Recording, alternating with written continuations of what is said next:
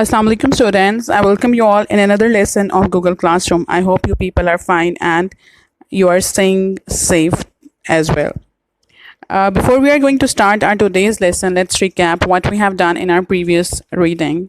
We have done the reading of page number 72 and a half and 73 in our previous lesson. And what we have discussed about the first emperor of China, that is Qin Shi Huang, how he became emperor, and about the Great Wall of China, like how the Great Wall of China was made. Then we got to know about that King Shi Huang wanted to live forever and he was looking for a medicine, but he couldn't find it at all.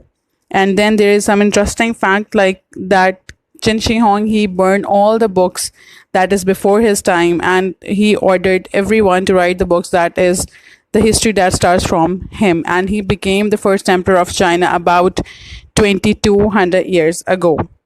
So what we are going to do today, we are going to do the reading of page number 74 of your textbook today. This is the page which we are going to read today. And what is our learning objective? We are going to learn about Terracotta Army. So this is a very, very interesting topic that we are going to read today, and it is a very interesting story behind it.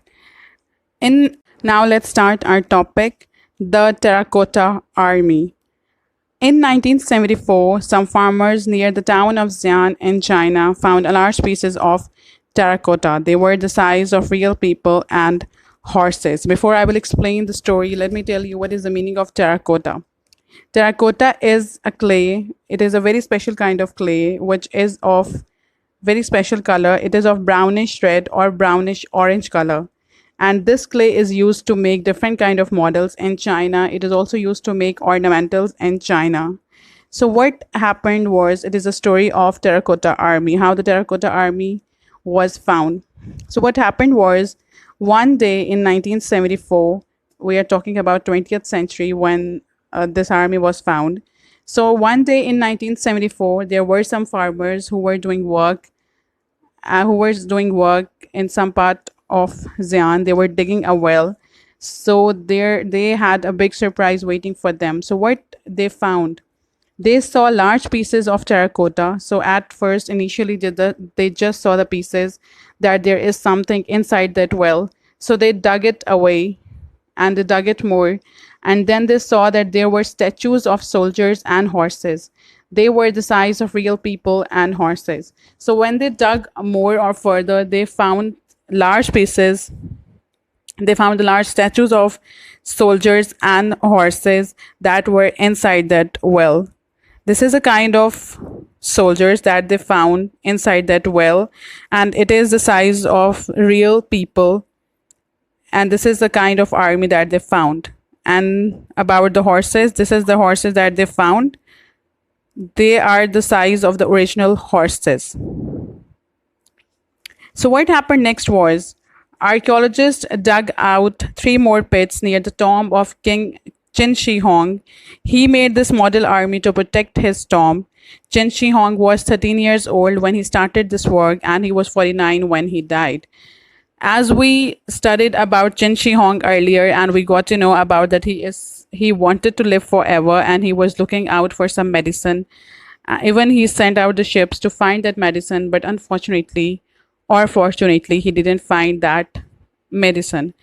But he started to work he started this work of making the army, because he thought that he is going to live forever, so he should make our army who is going to protect his tomb. So what archaeologists did, that archaeologists, as we already learned, that they are the ones who study about the past. So archaeologists, they dug more pits near the tomb of Qin Shi Huang. So basically the farmers that were digging that well, it was near the tomb of Qin Shi Huang. When the archaeologists dug out more, they found a big, large model army that is just near to the tomb of Qin Shi Huang. Then they study about this project more and more, and they got to know that Qin Shi Huang was 13 years old when he started to work on his army, and he finally made this huge and large army near his tomb, and he was 49 years old when he died. As you can see here, he made this kind of models with a soldier and a horse with it, and it looks like that it is protecting the tomb. This is how the army was like, a huge army with within a pit that he made. There is a fact on page number 74. The Terracotta Army has more than 8,000 soldiers, as well as chariots and horses. There is now a huge roof over them, and it is now a museum. There are enough statues to cover a cricket pitch.